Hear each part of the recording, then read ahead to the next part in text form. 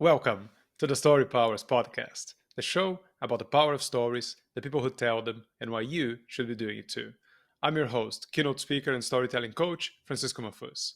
My guest today is Michael Margolis. Michael is the CEO and founder of Storyt, a strategic messaging firm specializing in the story of innovation and disruption. Since 2002, he's advised clients across 34 industries in 15 countries, including Facebook, Google, Hulu, Greenpeace, and NASA. He's also two-time TEDx speaker, number one Amazon best-selling author, and his work has been featured in Fast Company, Time, and Inc. magazines. It wouldn't be hard to say that Michael is obsessed with story, but actually, that's not true. His real obsession is chocolate. In his book Story 10X, he says that Nutella is arguably one of the greatest inventions ever. He compares the love for a baby with the love for chocolate, and his Twitter bio actually says he eats more chocolate than the average human. Now, I don't know if that's true, but he definitely talks about chocolate more than the average human. Ladies and gentlemen, the great and powerful Michael Margolis. Michael, welcome to the show. Francisco, thank you. And you've inspired me. I'm definitely going to have to grab some chocolate now in the midst of our conversation. No, is this a deal breaker if I tell you with full honesty that I'm not that much of a fan of chocolate? It's all right. There's better things to have for dessert. I want you to know I'm pro chocolate. So there's no judgment as to your chocolate proclivities. And there's a different chocolate for every budget and every occasion. If you don't like chocolate, you don't like chocolate. That's okay. Most people love chocolates. I have been known to convert a person or two through the years, but we're just going to sit over here and enjoy our chocolate. And if you just happen to be, romanced and entranced, okay, maybe just a little bite. You're welcome anytime, but there's no pressure. There's no pressure at all. it's it's a funny one with chocolate because and I know you know this full well. I think you kind of mentioned it in the book about how chocolate, as with Yeah. anything else, becomes about Yeah. the story and not necessarily about the product.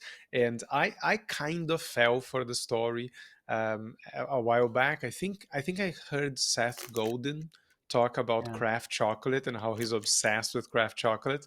And I said, okay, so let's do this, give this craft chocolate thing a Mm. go.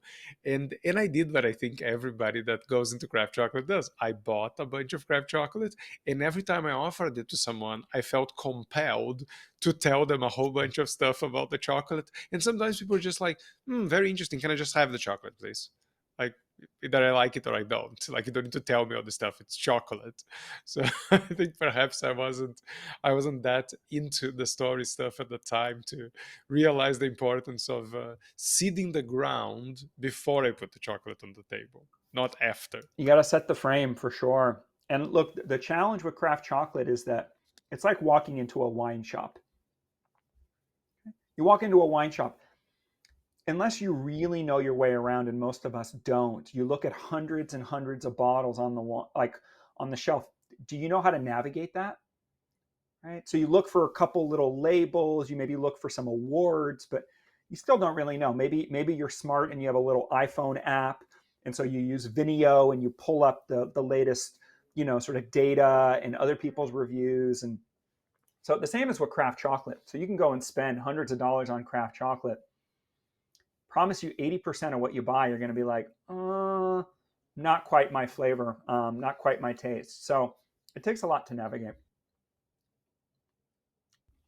I think now that you mentioned wine, I was thinking a lot about wine and how it connects to stories. Recently, I did some work with PepsiCo and Lace, and essentially my job was to teach them or give them ideas about why people get excited about Mm. anything.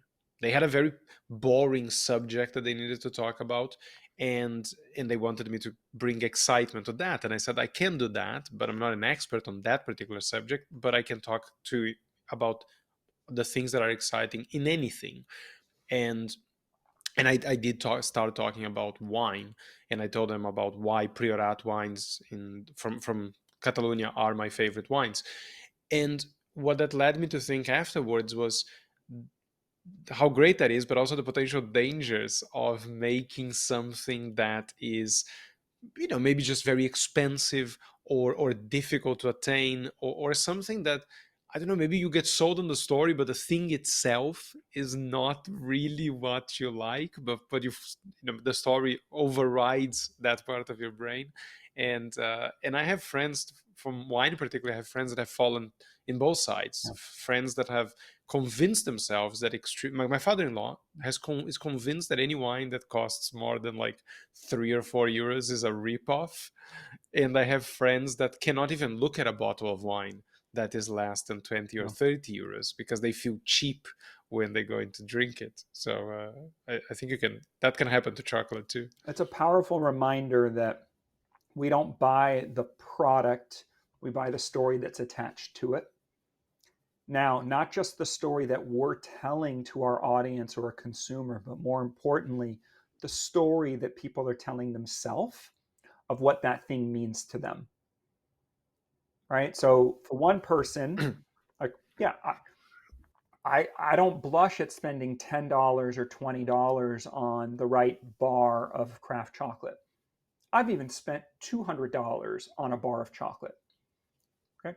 Because of my relationship with the craft and understanding varietals and rarity, and also knowing how to navigate the category. If I'm going to spend 10, 20, or $200, I know I'm not buying garbage. Other people are in a different story. So this is one of the challenges these days is we're swimming in an infinite sea of stories. And just because something means something to you doesn't mean it's going to mean something to someone else.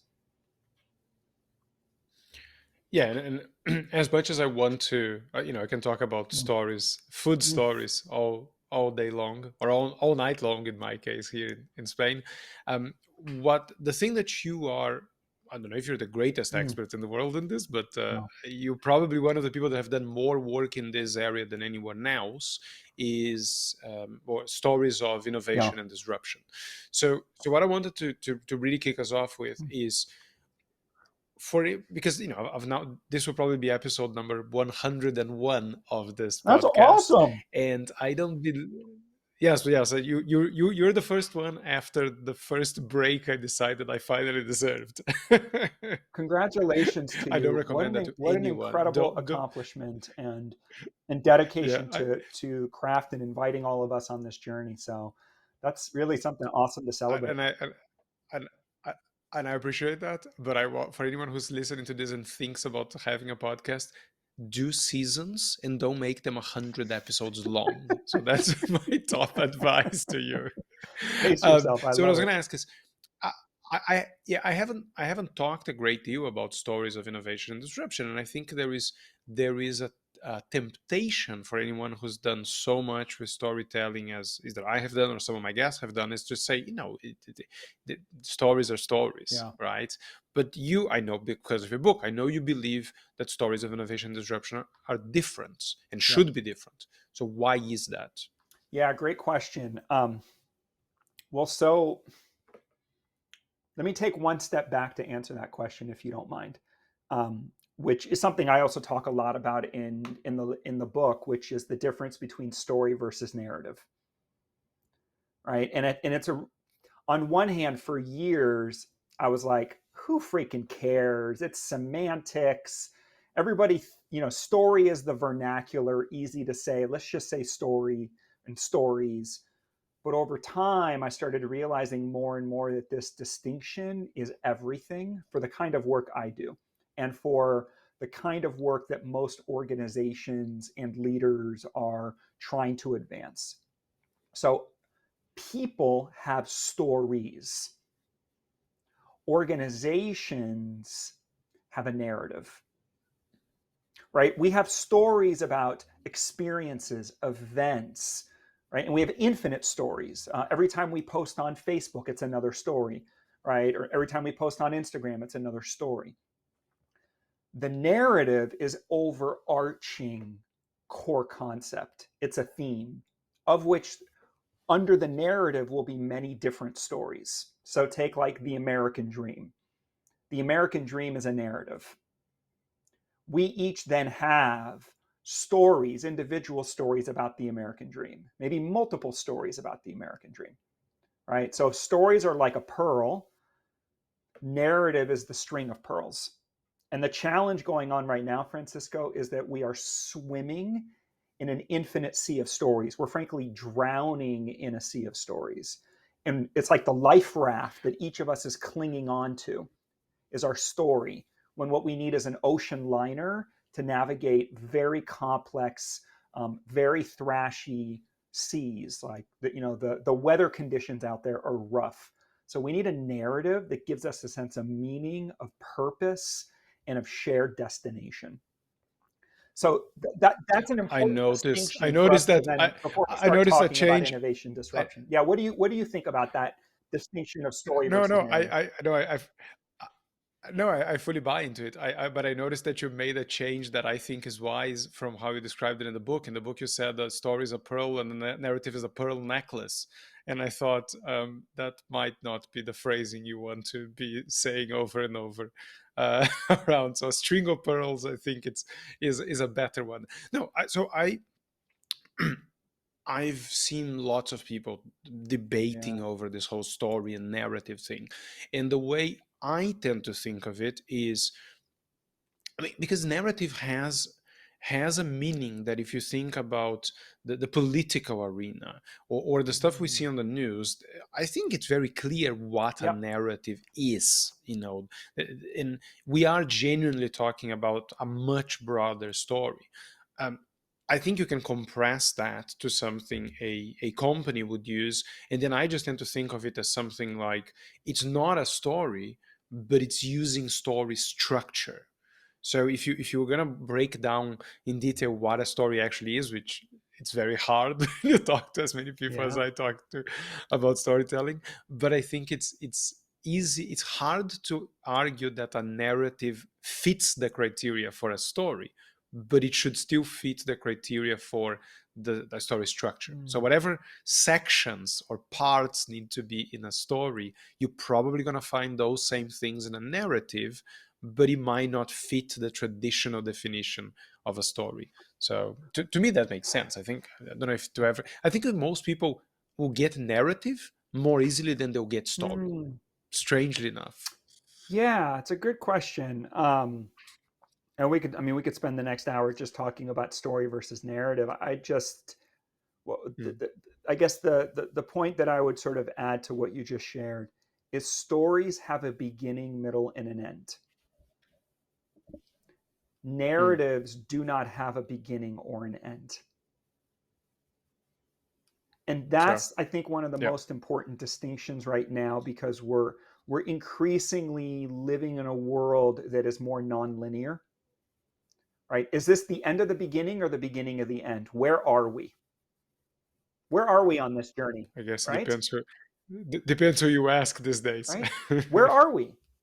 It's Yes. all relative, it's all subjective. And that goes to the crux of our political climate, our economic climate, the journey of an organization. And so, like, the need to come up with a core concept, an enduring theme, and then help people to locate and orient themselves towards it. Where there's then room for people's individual stories, their perceived lived experience, but there's also something overarching that brings us together. So that's I think what's really most critical. And if I can to go back to your original question around innovation and disruption. So we work Yeah. with some of the biggest technology companies in the world, who are bringing forward disruptive technologies that are redefining every category quadrant of life. Facebook, Shopify, Google, Uber, venture-backed startups, and the like. Well, the act of disruption is, by definition, an act of defiance. You're actually redefining the boundaries of what people think is acceptable or possible. And that is the most boldest, most powerful, most taboo act imaginable. And so, but in the process of disrupting, you are actually redefining the narrative. So that's why understanding these distinctions is so important, and also bringing a sense of compassion and empathy and ethic to what happens when you disrupt and you innovate. There's always unintended consequences. You know, all disruptive technologies have promise and potential, and they also have unintended consequences, second order and third level order effects. Take like self-driving cars. Self-driving cars has an incredible potential to remake our world, how cities operate, environmental efficacy and sustainability around, because most self-driving cars are electric. Like there's all of these promises and these benefits. Self-driving cars also means we're going to disrupt the taxi industry, the trucking industry, millions and millions of jobs. Self-driving cars, it's not a matter of if, but when people will die. Right? There's still going to be accidents. And so how do you properly frame and contextualize for people the journey of adoption, of moving to a society that is more self-driving cars, and the inevitable things that are going to go sideways in the process, but it's in service to something larger, unlocking greater benefits for the world and for people's lives. Okay? This happens in every category and quadrant imaginable. And we think the technology speaks for itself, the product speaks for itself, the data speaks for itself. It never does. We have to narrate the journey. And I think, and again, this is a very compressed type Yeah. of narrative, but if you just think of some of the technology companies that you mentioned, there's definitely going to be the issue of, well, both their internal Yeah. narratives, what are they for in the world, and also how people see whatever perception we have of those companies' narratives. So, for example, I think this is a very strange but perhaps telling case that both Facebook and Google had these sort of catchy internal slogans that turned out, I think the narrative around those have changed dramatically, because Facebook, for a very long time, their sort of motto was move fast Yep. and break things. I think the narrative around them has changed. They don't that is really what they shouldn't be associated with anymore. And I think now the narrative around that has moved from, oh, how cool they're disruptors, to now they're breaking things. And they're moving too fast and they're breaking things. So Google's case was don't be That's right. evil, which they changed Yeah. one day. They decided this is not our motto anymore. Which is, I don't, I'm not sure what that says about them. But I think that a lot of companies, from my understanding of this work and your work, a lot of companies, they need to figure out what their own narrative is, because otherwise the people in the company, whatever sense of purpose they might have had when those companies were disruptors, that's not going to sustain them once they reach Yeah. a completely different stage in their commercial and technological and societal development. Yeah. So let's talk about both of these, because they're great examples, and we do a lot of work inside both of these companies. So inside Facebook and Meta, we've had the privilege of working with more than a dozen different product divisions since 2015. And you're right, their internal motto, one of their great call to arms was move fast and break things. After a few years, it turned to move fast and build stable infra, right? Which is kind of a nerd geek sort of term. Which Build doesn't stable infrastructure, right? not very catchy though, Not is very it? catchy, but Move fast and build that's stable part of the infra. maturation. Now, here's the thing, Sure. or take it to your point. Google's like, don't be evil. One of the challenges that companies face as they grow is that values don't scale. And this is a provocative notion, but there's something we've been spending a lot of time thinking about and working on, understanding the difference between values versus principles. So Sorry, yeah, can you elaborate absolutely. on that? What do you mean by values don't scale? Well, don't be evil. Okay. At a certain level of scale, the subjective state. See, the thing with values are evaluative. Values connect to a moral code of this is what's right, this is what's wrong. So let's say your values are integrity, transparency, don't be evil.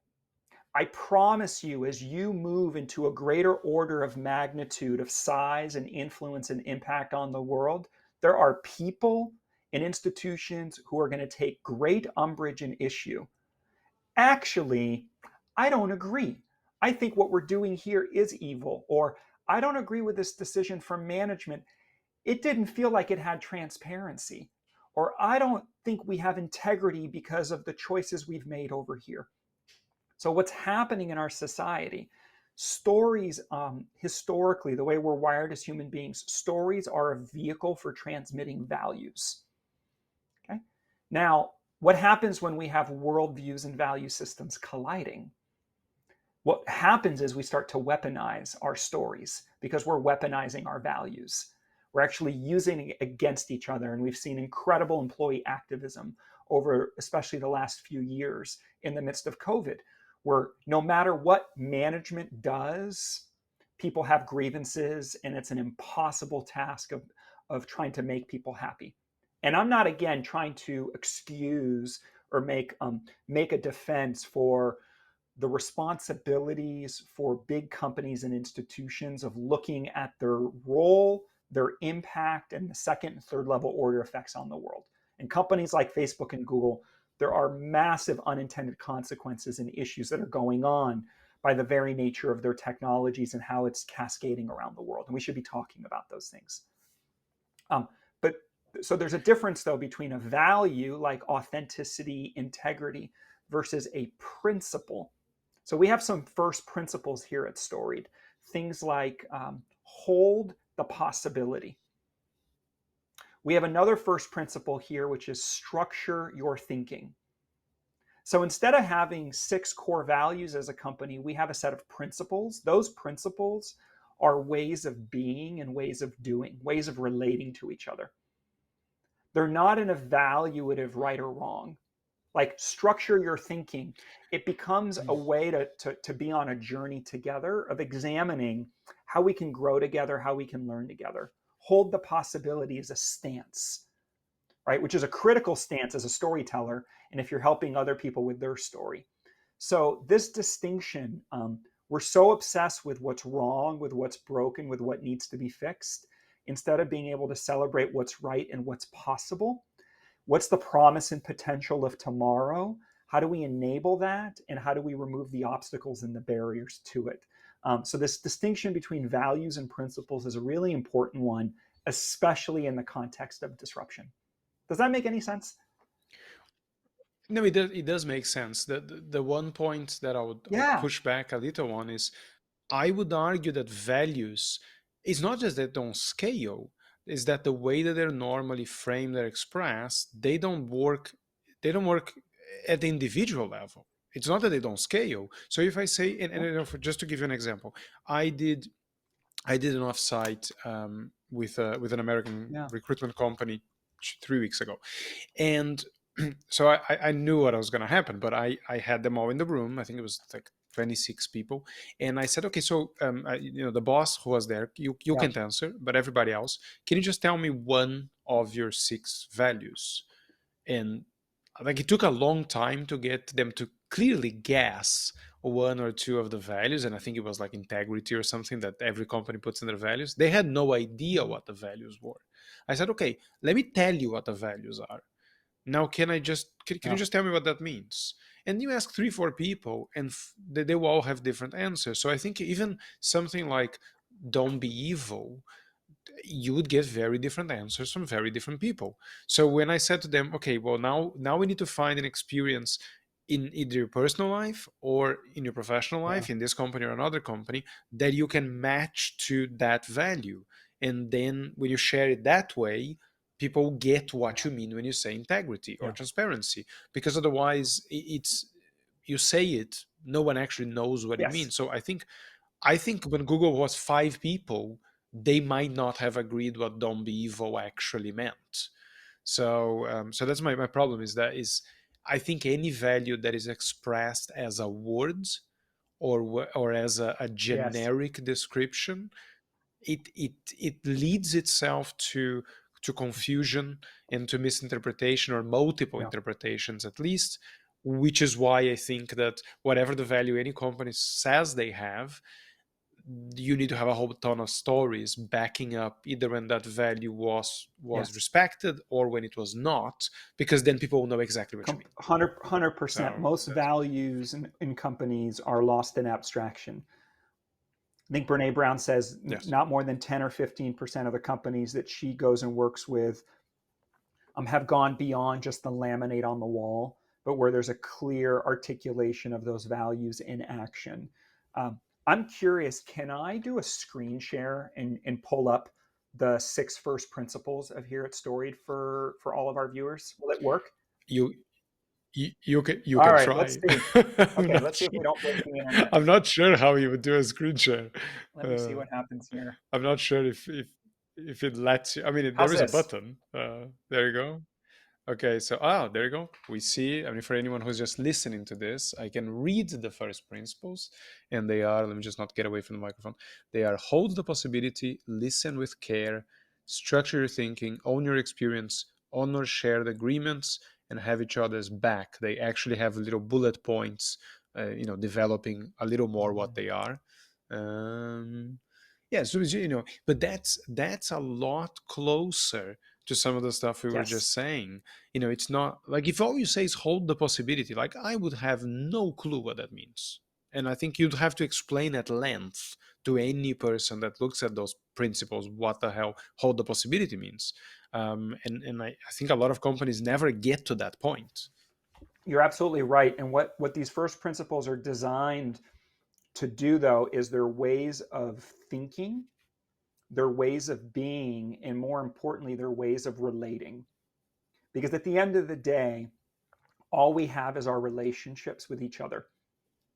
So, how are we showing up in our relationships with each other? You'll notice all 6 of these are relational. Listen with care, honor shared agreements, own your own experience, like take responsibility for the story you're choosing to tell, right? Or hold the possibilities, zoom out, look at the bigger picture. How can we envision an even wider frame of what could be, right? So these first principles we're orienting people to a certain shared way of being and relating to each other that can make our relationships and what we're building more sustainable and scalable. And it's not about right and wrong. It just becomes where we each get to talk about, our interaction last week. I noticed, I want to own my experience because we had this interaction and, something that you wanted to do, I didn't speak up. I wasn't being honest enough in that moment of what my needs were. And I really want to honor that. Here's what my needs are. Or, or I can have a coaching conversation with an employee about listening with care, which really has to do about validating your assumptions and confirming we have shared understanding. So it becomes, again, it's not here, you're right, I'm wrong, I'm right, you're wrong, but it becomes actually a way of building stronger, more intimate, trust-based relationships. Right. So I want to get us back to Yes, disruption and innovation let's do stories. it. So can you talk about the sledgehammer or the ice cream? Yeah, I've spent my life building my identity and my reputation with being right, with having the answers, with being really smart. I grew up in a household. My father's a mad scientist and inventor. My mother's a teacher, artist, and toy designer. My dad can solve the unsolvable riddles. And my mother can take a spoon and come up with 100 creative things that we could build or turn that spoon into. So I'm sort of the mutant love child of these two forces.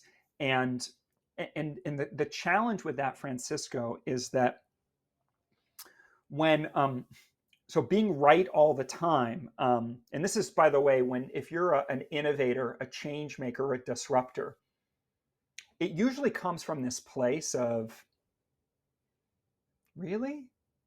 Wait, this is all we get? Well, hold on, this could be so much better. Wait, why is this so broken? This sucks. This tastes like crap, right? Most of us, like, we have a chip on our shoulder. For much of my life, I did, right? And I was just like, oh, I'm going to show people what the better way. And so I went around with a sledgehammer, right? Trying to knock down walls and help people see the light that there was a better way. The challenge with the sledgehammer is it comes with a lot of broken glass. So I've come to learn over time, there's the sledgehammer, that's what's behind door number 1, or door number 2 is the ice cream cone. Now, with ice cream, who doesn't love ice cream? Right? Similarly, other than Francisco, who doesn't love chocolate? How did you not go with chocolate on that one? Sledgehammer or chocolate? Like this is the greatest missed opportunity in Fair your enough. book. You're possibly true. So Next edition, you have that exactly, amended. right? Um, um, So, sorry, to anyone who's not watching this on video, Michael is constantly eating chocolate. So when you hear him chewing, he's eating chocolate. He's not having his lunch or something. It's chocolate he's eating. It's a man who lives thank you, his Francisco. own he As owns up his as I'm experience. having sort of my like semi-audible chocolate gasms over here, I'm like, oh yeah. And you're just sitting there going, what is I going thought on with the guy?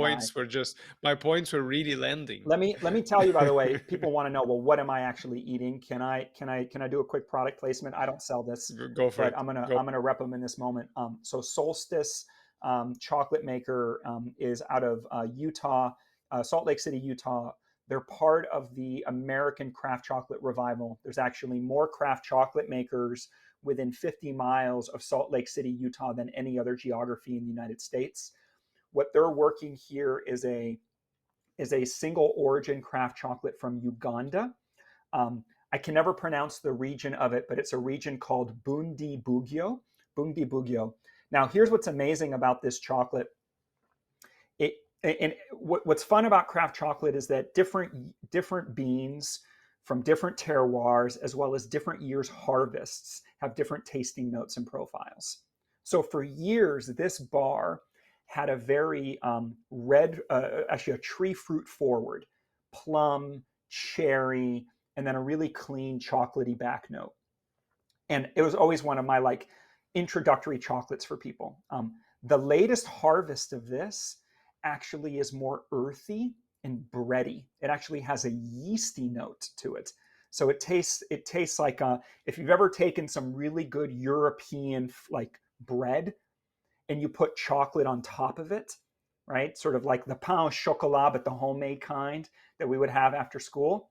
That's what this chocolate tastes like. So it has that bready, yeasty, malty note to it, which is the taste of nostalgia and childhood.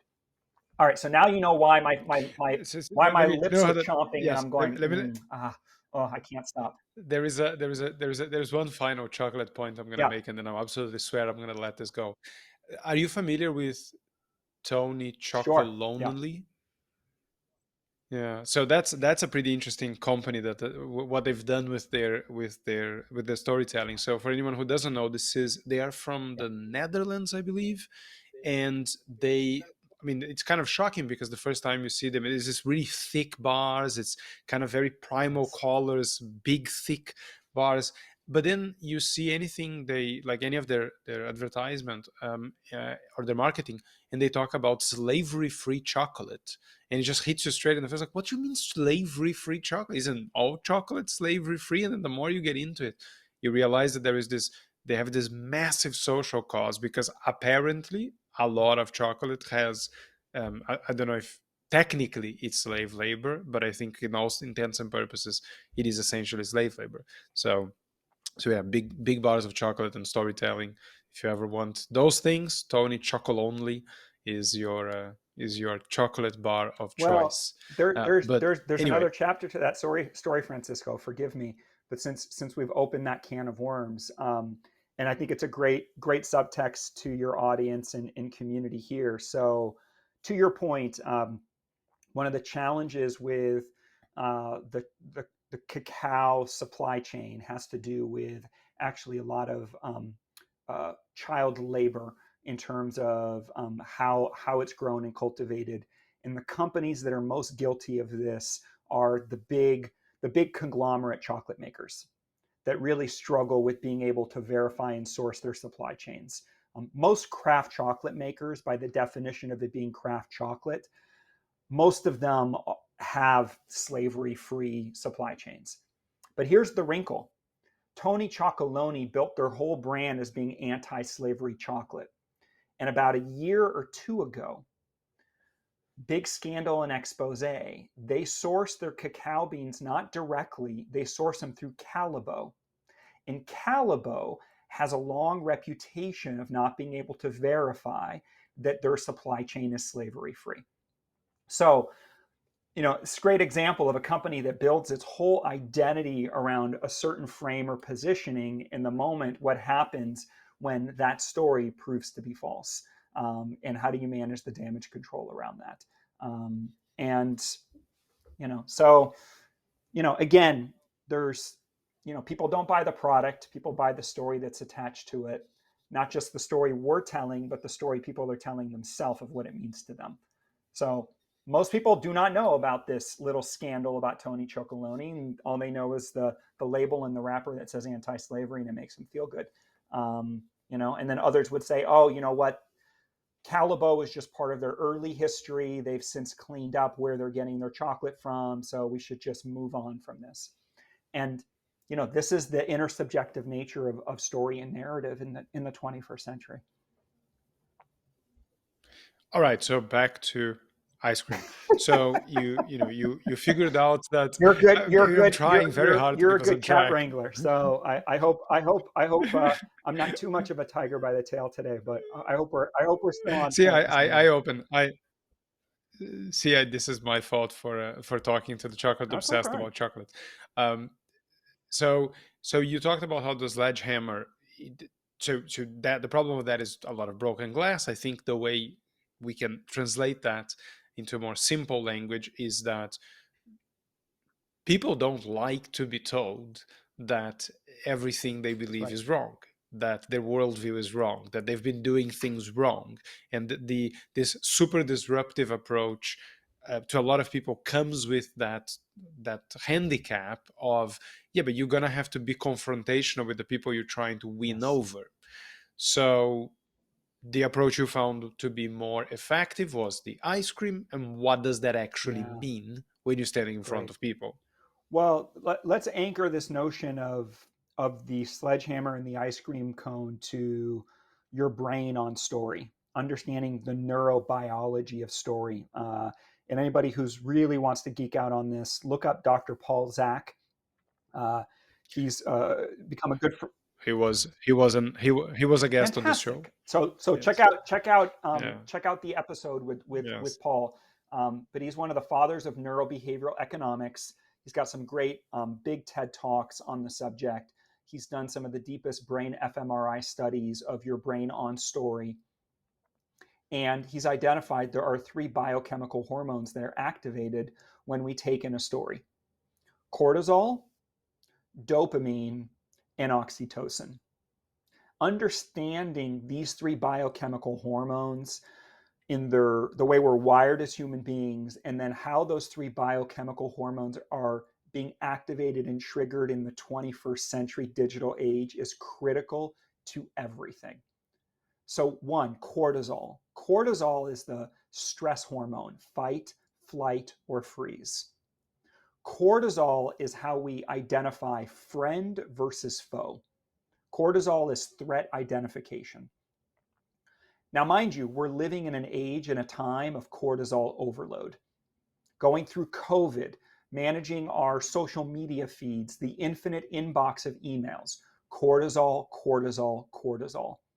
We don't know who to trust and what to believe. We're naturally on the defensive. Now, in the midst of all of that, what we're desperately seeking is dopamine. Those are the payoffs. Right? That's that endorphin rush of yes, of winning, of success, of instant gratification.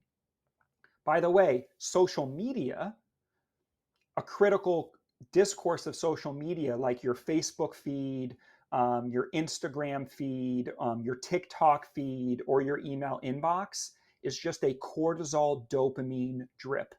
It's like Las Vegas one-arm bandit. We just keep pulling the arm. We're like, big money, no whammy, big money, right? We're looking for dopamine, dopamine, dopamine. We're trying to avoid cortisol, but the cortisol is also kind of stimulating. So that's the rush. Like, no, not interested. Oh, wait, this offends me.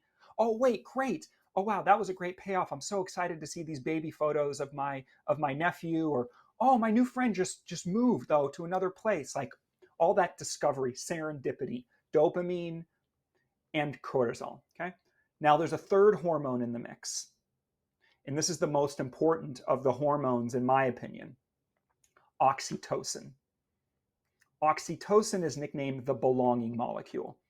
It's literally that which binds us to each other. It's what happens when we discover we are more similar than different.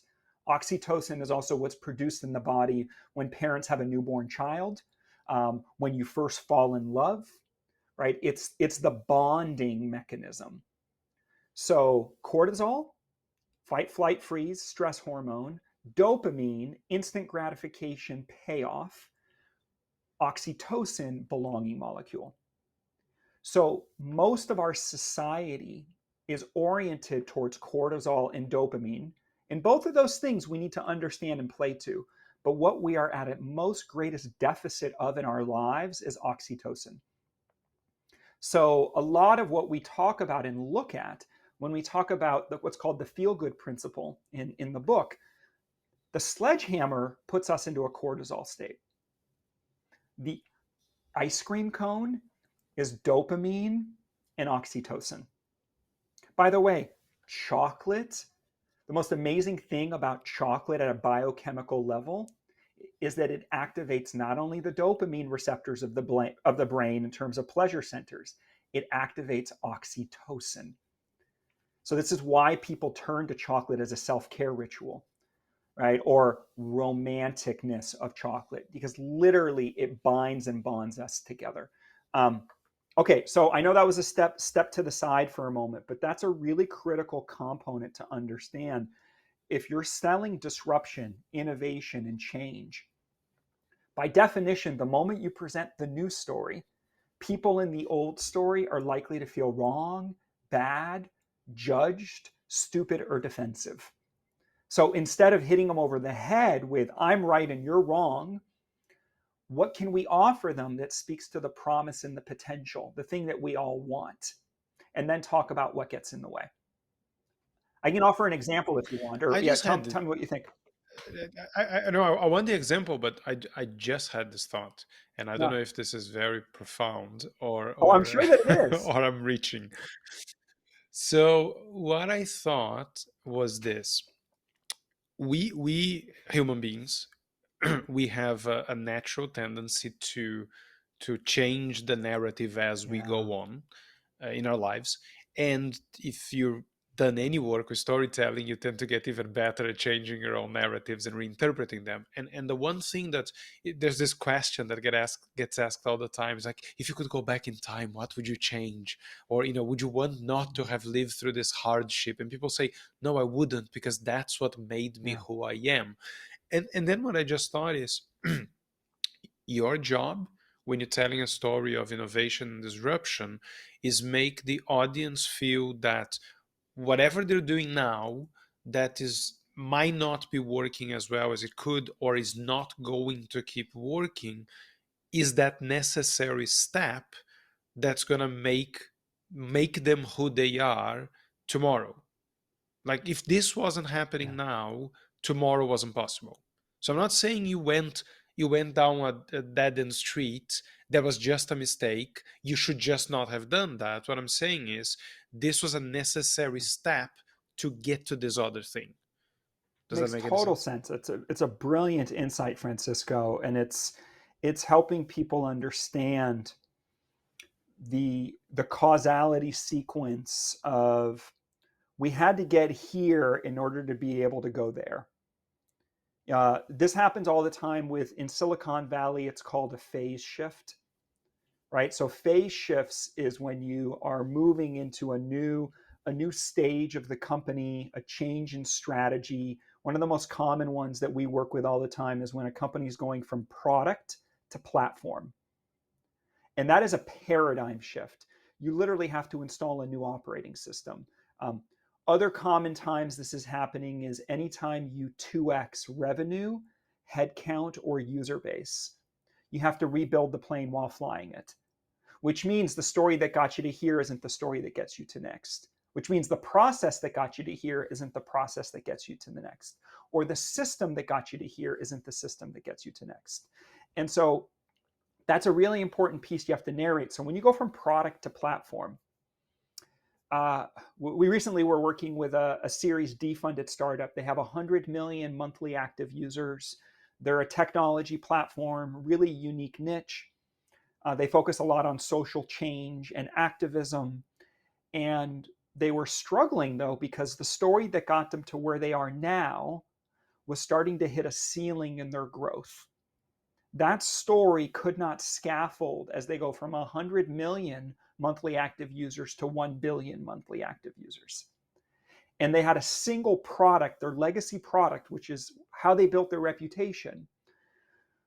But it needed to not only continue to be optimized and reinterpreted, they had won the right and the privilege.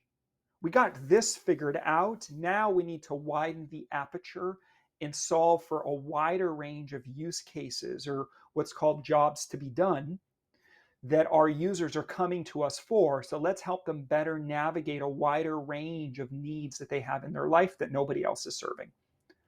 So for all the challenges, for all the struggles, for all the campaigning they did to get to where they are today, they didn't do anything wrong. They earned the right and the privilege to go build the next. Even though that next, going from a product to a platform, is a very speculative journey. It's filled with ambiguous problem spaces. It's more about the questions than the answers. So what we had to do was to help the CEO and the executive team get people to long for the sea. You know that famous quote from The Little Prince, right? From Antoine de Puri, if I'm pronouncing it right. Thank you. Exupery. Tu es more français que moi. Okay. No, that was it. I think I can pronounce the No, name, but I c'est don't bon. speak Okay, French. thank you. Exactement. But yeah, it's to get people. It's like, don't teach people how to chop wood and like build it. No, it's teach them to long for the vast and endless sea. It's like you gotta capture people's imagination and curiosity. You gotta speak to our shared dreams and desires. That's what we mean by the feel-good principle and when you're selling disruption or innovation. So let me give you an example back to Facebook. In 2015, we started working with the head of product of Facebook Groups. So Facebook Groups is the largest platform in the world for community building.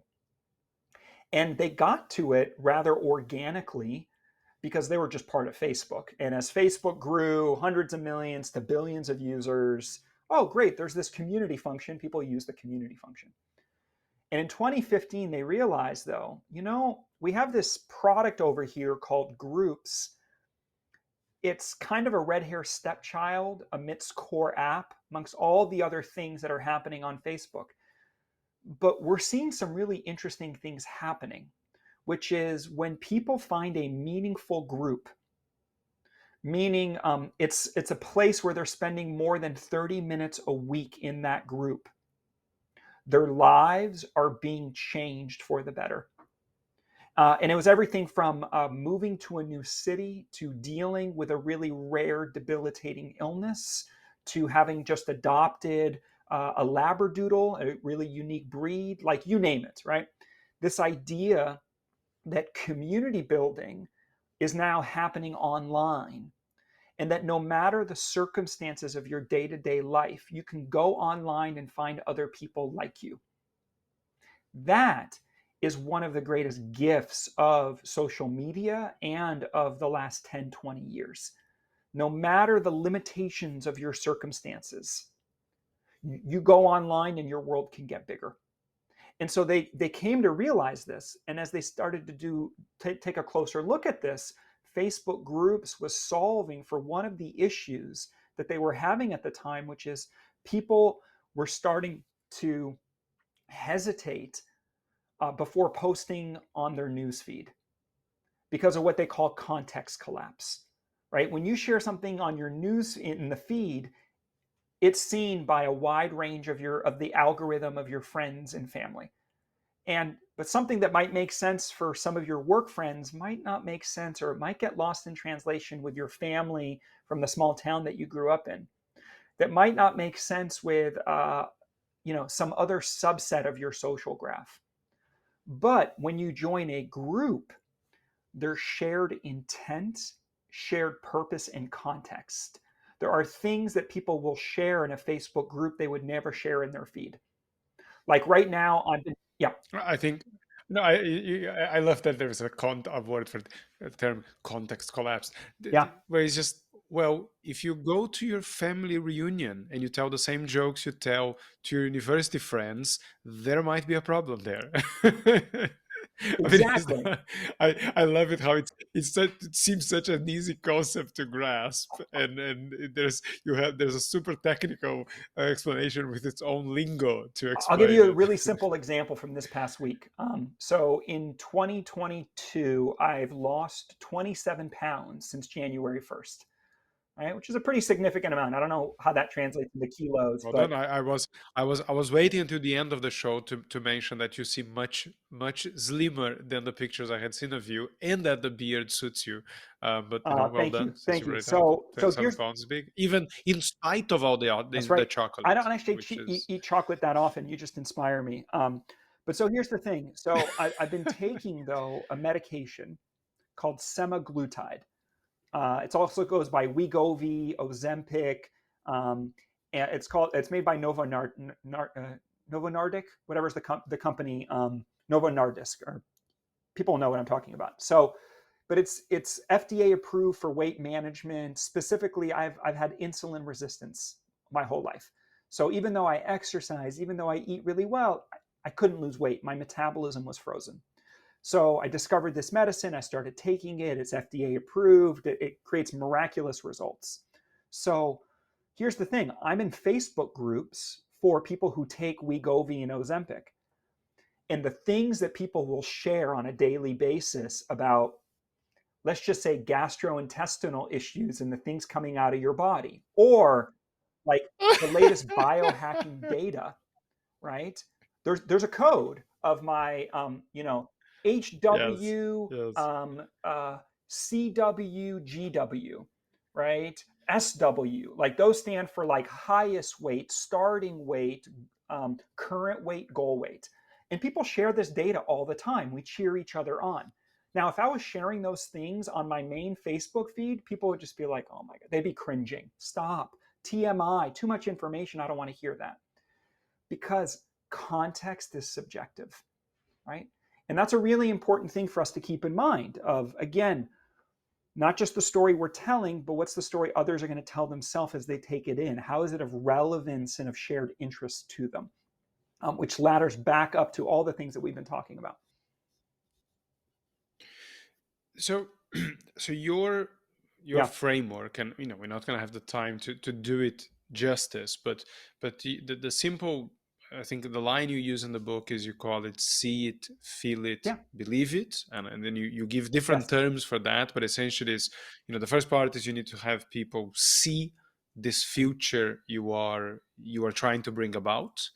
Then you need to bring the emotion in, and the last part is evidence, is give them evidence that this is possible, or this is going to be a good thing. So I want to talk about the feel it part, because my challenge sometimes with yep, narrative, or corporate narrative, I should say, and looking through some of the examples in the yeah, bonus material in the book, my challenge is that I'm looking at this stuff, and most of it is corporate yes, speak. So my concern, so I'm looking at these things and I'm thinking, okay, fine, it makes complete sense to me as a yeah, structure. I can see how people would easily follow that. but how do you get the language and the things you need from an actual story to trigger all the good stuff that a story Yeah. triggers? So how do you how do you make that happen with a narrative that is bigger, that doesn't have a beginning and an end, so doesn't Yeah. necessarily have the payoff that a normal story would have or should have? So how do you make that happen? It's a great question. Here's where we've built our specialty and sort of reputation is we're working with executive leadership teams and senior leadership teams inside these companies. And here's what's going on in the last 24 months especially. Everyone has a new strategy. That strategy is complex, it's hard to understand, and it has huge implications of what it's asking people to do. Number two, everybody has new staffing. Most teams, 20, 30, if not 50% of overall headcount of either the organization or of the leadership team was not in that organization 24 months ago. And number three is new structures. So with COVID, many companies went into remote work from home, distributed by design, and there are all of these new ways of working, new tools, new systems, new reporting cadences. So what does that mean? It means that things have changed so fast, people do not know what is what story they're in anymore. There's no shared narrative. So where we come in is we're translating the big picture strategy into something that has coherence, that has clarity, that creates alignment and shared understanding, that reinforces a sense of purpose of this is the value proposition and the business case for what we're building and creating. This is why this work matters more than ever before. And this is how we're going to go and achieve the next. Now, the reality of that work, Francisco, that work does not fit on a bumper sticker. That work is not a 30-second advertising slogan, right? That work are written narratives, one-page narratives, five-page narratives. We do then turn them into, at times, videos of different leaders who are then sharing their commentary on it. We also build the presentations for all hands and town halls, and we create other artifacts that are simply translating what is oftentimes a strategy that is buzzwords without the meaning, without like actual translation into something that people go, oh, I get it now.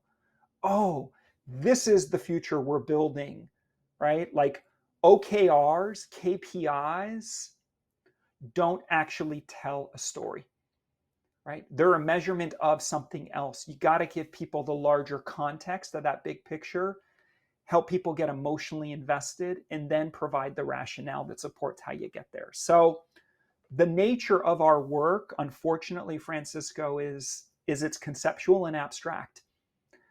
So when someone looks at a narrative that we build, unless you are in the organizational language system of that company or of that culture, there's 1,000 things that's going to be lost in context and syntax. And it's by design. Because if you want to show that you belong to a specific culture, if you want to be able to influence how people think and how they feel and how they behave, you need to speak their language. You need to meet them where they're at. And in the process, like graft into the existing organizational language system to help unlock what is the new language that are just a couple degrees adjustments that help to go from a product to a platform, right? Like it's really subtle exercises in rhetoric, right? From uh, little shifts that are that change the way that people like think and behave and see what they're doing. Back to that company. Yeah, So let me just yeah, if I got that one last point straight. So what you're saying is, in yeah, your experience, corporate speak the problem is not necessarily corporate speak, is generic corporate speak. As long as the corporate speak feels as this is how we speak here, even if it doesn't sound like any human being would ever speak, unless they worked in this organization, then that's fine. Well, Have I simplified that well, too much?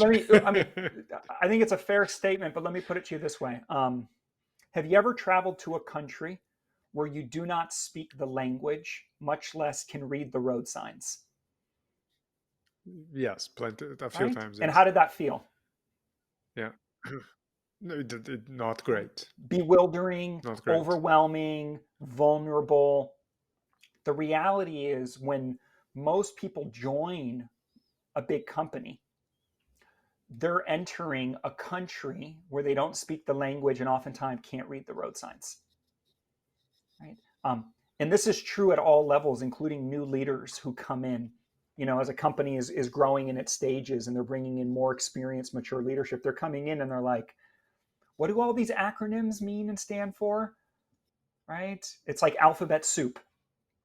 So the so there's an element of this which is, I'll put it to you this way. My number one career advice I give to people: learn the language of the world you want to be a part of. When you become fluent in that language, you belong in that world. And that applies to a job interview. It also applies to the executive boardroom.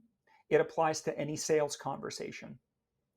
So we're having this conversation right now, and to your listeners, for some of you, I might sound like a madman. And you're like, who is this guy from California? He's so obsessed about his chocolate.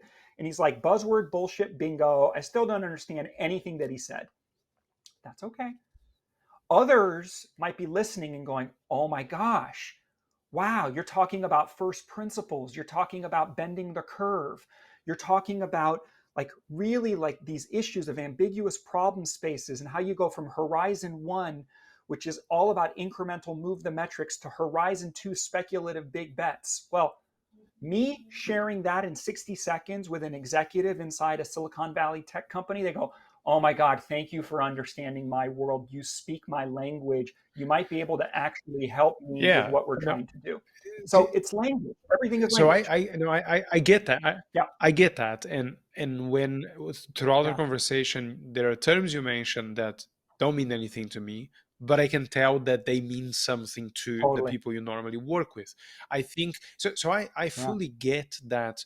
There's sometimes the expression you drop Yes. here or there that makes people go, "Oh, they know us. This person actually knows us." So that I get completely. Where I don't necessarily get is, I think my natural storytelling instinct is, storytelling is the language that everybody Mm. understands, that can that or that we automatically, we are Yeah. wired for it. So if something has the shape of a story, it will trigger the right things in our brains, and we're more likely to Yes. pay attention, to remember, and to be inspired by it. And I tend to find that that works better with, it doesn't need to be plain language, and you Yeah. can definitely have the Yep. terms that mean Yeah. something to your specific audience. My concern is how some people, I always call a story in business, a story is a real life example that makes a Hmm. point. A story, not a Yep. narrative. A lot of people have lost the ability to use Mm. examples, to use Yes. real life examples. You're talking to them and it's all abstraction, abstraction, abstraction. Say, okay, fine. I think I get it. Can you give Yes. me an example so I can make sure? And they Yes. struggle. And I was like, well, shouldn't you have examples coming out of your ears? Like, shouldn't you have dozens of these examples if you work with this stuff every day? And I think they do, but their brain is not trained anymore to collect them and be Yeah. able to produce them, at will. And my concern with my concern, not having done the work and not having been immersed in this, in your world, is that I'm always trying to pull people away from corporate speak, and I'm like, just, can you just talk Yes. like a normal person? Can you Absolutely. just talk like you would talk to Yep. your friends? They will understand you better. Drop the terms. I always say drop the term you need Yes. to drop to save yourself a 3-line explanation, but for the rest, talk like a normal person. So my instinct is always, can you say that as you Yeah. would to a friend Yep. over dinner, a friend that doesn't Yeah. work in your company? And a lot of people have lost that language. They Mm. lost. They cannot talk Yep. business, particularly their own business, with their Yeah. normal language. It's a really strange thing. So I think that's where the language, um, I think that's become a Yep. problem, because yes, it's great that people from Facebook know you work at Facebook and you know all their lingo, but when you're just trying to communicate something simple where a story will come in really well, if you can't get out of that type of language, then often the story is just not going to Mm. work, because you're automatically going to go to Yeah. abstractions. I don't mind the terms, the abstractions Yeah. are the problem. Like if you can be really concrete and Yep. say, I was working with Yep. our PDR and he told me we're talking about the Yep. KPIs and this is what happened. That's fine. It's a crap Yeah. story, but it's Totally. fine. It's I When totally when it's just I abstractions, that's completely the hear the problem. point that you're making, Francisco, and you're absolutely right in the so two things. One, or a couple points that come to mind. One is, and I love this quote from Lisa Crone, which is storytelling is about going from generics to specifics. And the more specific the story, the more universal the message. So great validity to that. And mind you, this is my bias, and it's both my gift and my curse. I specialize in abstraction, right? Which is why I focus on the meta narrative. I have other members of our team, for instance, our managing director here at Storied is a cultural anthropologist and an ethnographer by training. She specializes in the micro stories. She's all about the bottoms up individual stories and looking at the language at that micro level. Okay. So, what I would just say is I don't think it's about an either or. My bias, because I'm in the business of innovation and disruption is unlocked at the level of abstraction and conceptual, right? I'll put it to you this way. When someone asks for an example, what you're asking for is data. Data is a story of the past. Disruption is a story of the future. So oftentimes, if you're building something that lacks precedent, you're going to be you're going to experience far greater struggle with having all of the examples. You ultimately need some examples to scaffold to the promise, to the possibility, to the springboard as you're selling the future, right? But my gift is selling the future. Selling the future is all about widening the aperture, helping people to look at things through a fresh or new perspective, and doing it at the greatest level of abstraction or complexity. Because when you are when you're solving, for instance, at the billion person scale, there's not a single user story or example that is going to speak and cover your bases for all of the edge cases of a billion people on that product or platform. So, you know, Facebook groups is about the structure of belonging in the digital age, right? What is the structure of belonging? Understanding that that is the core of Facebook.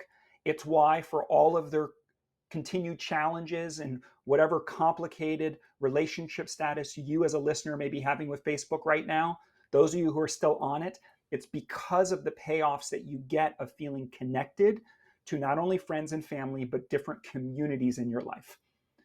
So it was helping the company connect to that. This is the core engine at the core of our company. And that narrative around community building influenced the change in the company's mission and strategy to community building for 5+ years. It influenced a change in the company's number one KPI to MSI, meaningful social interaction. Now, is that a perfect example? Like the part of the challenge that happens when you're doing innovation and disruption is people want these really simple little, like, wrap it up in a pretty little bow, we can all go home and everybody lived happily ever after. That's not how life works, especially if you're in the business of innovation and disruption. So I appreciate the point that you're making. Definitely, I would say, I'll put it to you this way, 90% of most practitioners in the world or fields of storytelling are focused on story. A story is an individual event or experience. It has a beginning, middle, or end, narrated in first person.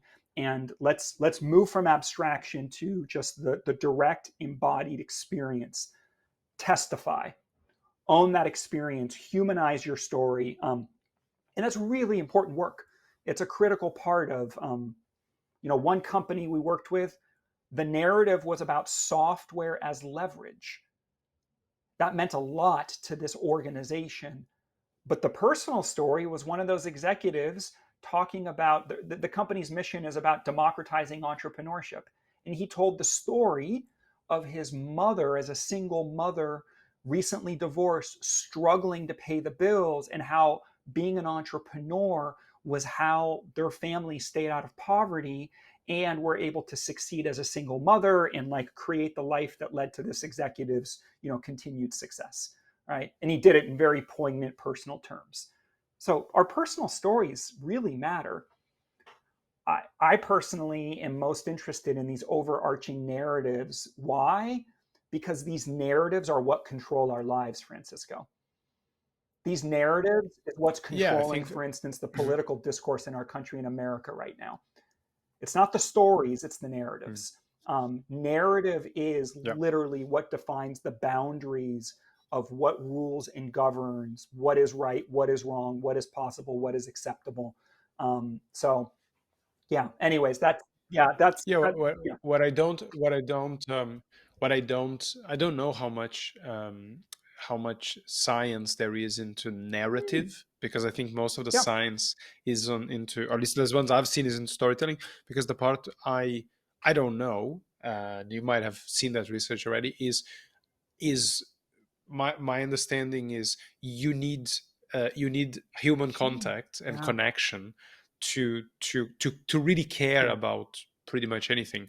And what I'm trying to, in my head, I'm trying to put together is, okay, so there, when you have the bigger narrative, where is that human connection that makes you care? And I don't know if everybody is just making those connections themselves as they are experiencing the narrative, as we do with the yeah, political with the political narratives, for example. Or if, once you have the scaffold of the bigger narrative, you need a ton of those personal absolutely. Yeah. stories Well, to create those that connections. we talk about. People have to see it and they have to feel it in order to believe it. The Mm. decision gate of feel it is all Yep. about personal stories. It's all about first person testimony. Mm. Yeah. Okay. Well, fair enough. Then that makes enough sense. Okay, perfect. I've kept you for longer than I said I would. So just before I Yeah. let you off to eat chocolate and conquer the world, I just wanted to ask. So I talked Yeah. about Story 10X, which is that's your Yes. latest book, right? Okay, so Story 10X, which can be found anywhere books are found. Um, but if people want to see more of your stuff, where do you want them to go? LinkedIn, getstory.com? What's the best Yeah. place? So thanks. There's a lot that we're in the process of recalibrating. So you can actually now go to storiedinc.com. Actually, this is our first public announcement to the world about it. It's a little soft launch that happened quietly over the weekend. Follow me on LinkedIn, Michael Margolis, Storied. We are launching in middle of July a new weekly newsletter for leaders in tech, change, and hypergrowth called The Narrative. So if you want to go deeper into understanding narrative thinking, narrative strategy, the distinction between narrative and story, and how to leverage both, that's a free newsletter that we're launching in just a few weeks. And we also have our first new online course in 8 years that launches this fall on narrative influence. So stay tuned. I'm back, motherfuckers. I've been quiet for a long time, my nose to the grindstone. doing the super geeky stuff, and just excited to share more of it, engage in dialogue and discourse with you, Francisco, and so many others, and the times that we're living in right now, the stuff that we're talking about matters more than ever. And lastly, I'll just say the reason why I'm so proud of and the importance of our work with Facebook since 2015, which I know is very controversial and challenging for a lot of people. What that company has done, what that product has done, is democratized storytelling. The fundamental idea or notion that everybody has a story, the kind of stories that you're talking about, Francisco, that everybody has a story and everybody has a story worth telling, that has become, in 15 years, considered a universal human right. It has completely refaced the planet. It's completely rebalancing the balance of power and how the world works. That's a messy process. The good, the bad, and the ugly of it, we're in that wash right now. I'm concerned just as much as everybody else about a lot of that disruption, but Pandora is out of the box. And this idea that we all have a story, now the question becomes, what do we do with that? How do we learn to use that power responsibly, as opposed to the ways that we tend to weaponize our stories and weaponize our narratives? And it's not just companies or political movements that weaponize their stories, but we're doing it as individuals every single day on social media, and the way that we attack each other. And learning a more responsible and thoughtful way of owning our power, and it doesn't have to come at the cost or detriment of others, I think is the promise and the potential that we all can see and feel right now, that we're all kind of just grasping at. And my hope is to offer some small, humble contribution to that, and all of the amazing work that you and other leaders and organizations out there are trying to create in the world. So thank you again for doing what you do, Francisco, for being a pioneer on the leading edge and mapping all of these different worlds of story. In many ways, these are explorations in philosophy, in discourse, in worldview, looking at the world and better understanding ourselves and each other. And mad respect. I'm grateful and excited to be episode 101, and can't wait to see you continue to build this incredible show and make a dent in the world. After that very impassioned speech, all I can say is thank you very much for your time. This has been absolutely fantastic. And to everyone else, thanks for tuning in. Take care of yourselves, and until next time.